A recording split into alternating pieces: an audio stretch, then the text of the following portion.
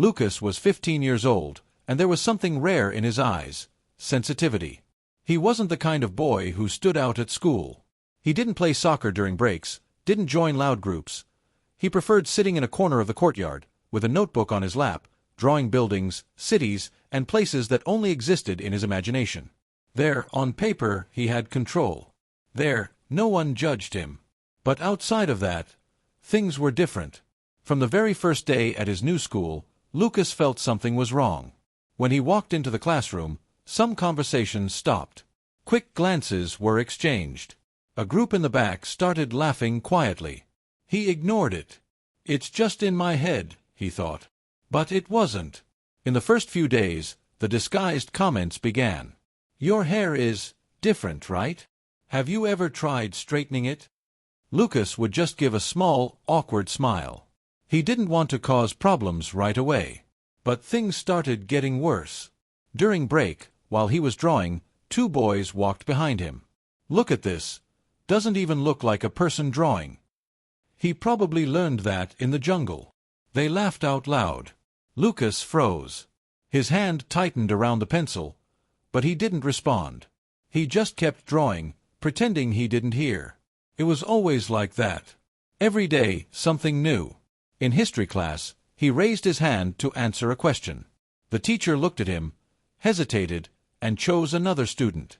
Lucas slowly lowered his hand. It wasn't the only time. As the weeks went by, he noticed a pattern. He was ignored, avoided, or treated as if he were invisible, or worse. One day, while walking down the hallway, someone bumped into him on purpose. His notebooks fell to the floor. "My bad. Didn't even see you there." But the smile on the boy's face said otherwise. Others started laughing. Lucas bent down, picked up his things in silence, and kept walking. Always in silence. At home, everything seemed normal. His mother would ask, "How was school today?" And he would answer, "It was fine." His father, tired from work, would just smile and say, "Study hard, son. The future is yours." Lucas would nod. He wanted to tell them. He wanted to say it hurt. That every day felt heavier than the one before. But something stopped him. Maybe it was fear. Maybe shame. Or maybe he was already starting to believe that this was normal. One afternoon, while drawing alone in the courtyard, a ball hit his back hard. He fell forward. His notebook slid across the ground, revealing his drawings. Some students gathered around. "Look at this. He thinks he's an artist now." One of them grabbed the notebook. Lucas stood up quickly. "Give it back, please. Please." The boy mocked.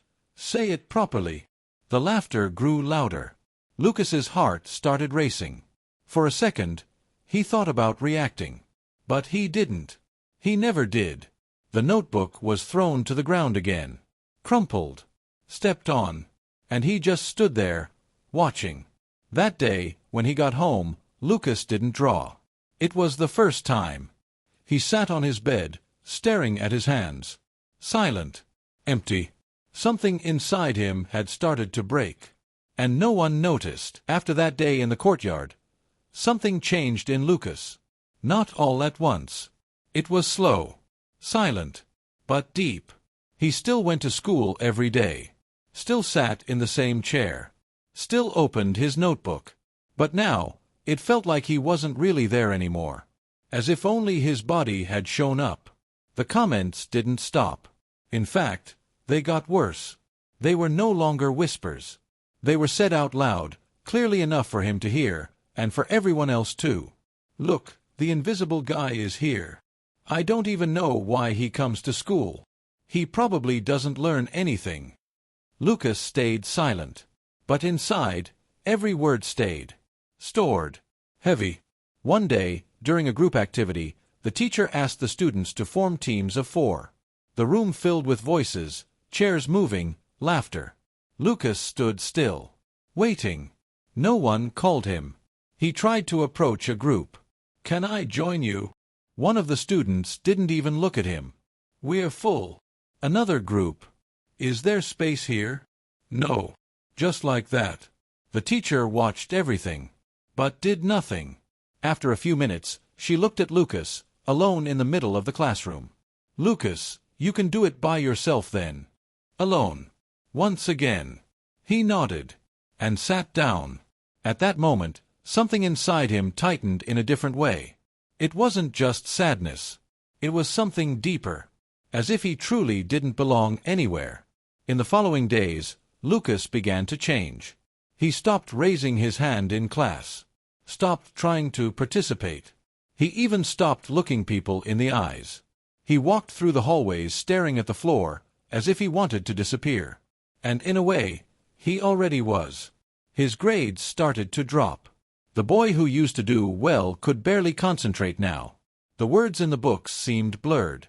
His mind was always full, but not with good thoughts. And no one asked why.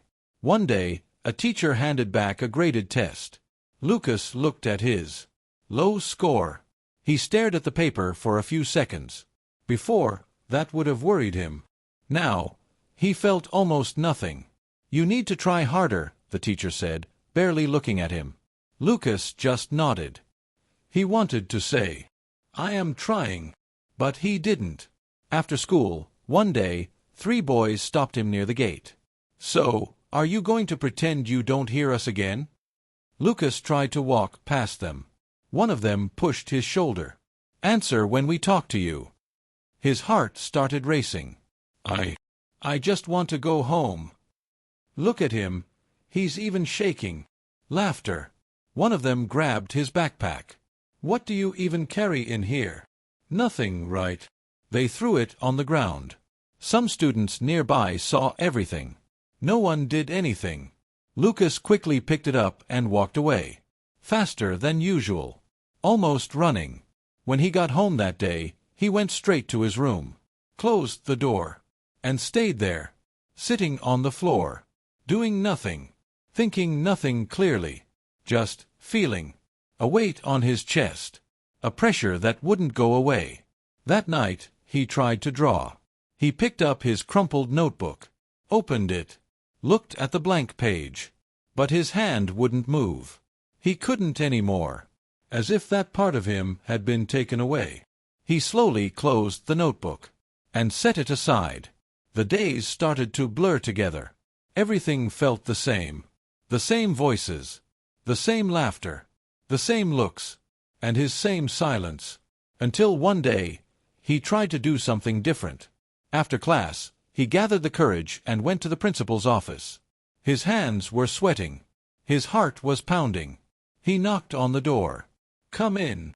Lucas entered slowly. The principal was sitting, looking at some papers.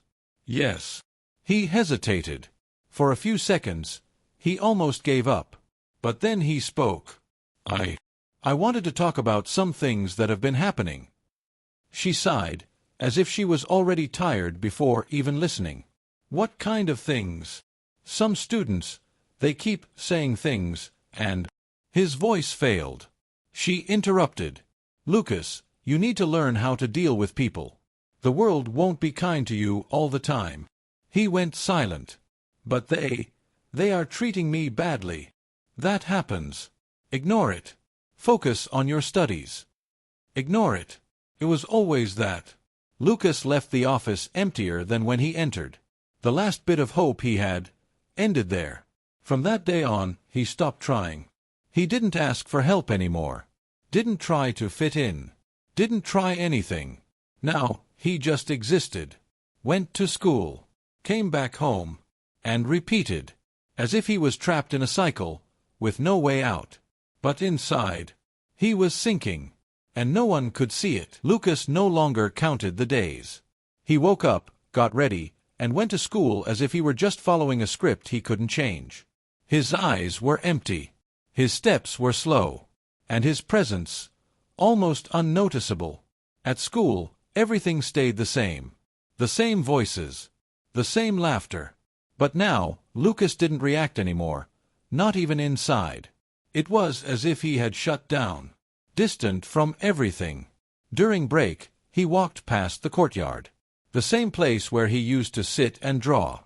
He looked at the bench. Stopped for a few seconds. But didn't sit. He just kept walking. In the classroom, His notebook stayed open. Blank pages. He didn't write anymore. Didn't pay attention. Didn't participate. One teacher, irritated, said out loud, "If you keep going like this, you won't have any future." Some students laughed. Lucas didn't move. His eyes fixed on the desk. At home, he spoke less and less. He only answered what was necessary. Spent more time in his room. Door closed. Lights off. One night, he sat on his bed, staring at the floor. Without moving. Without saying anything. Time seemed frozen. He picked up his notebook. The same one, already crumpled. He opened it slowly. Flipped through a few pages. Stopped at a blank one. Held the pencil. But his hand didn't move. After a few seconds, he lowered the pencil. And closed the notebook. The next day, Lucas didn't go to school.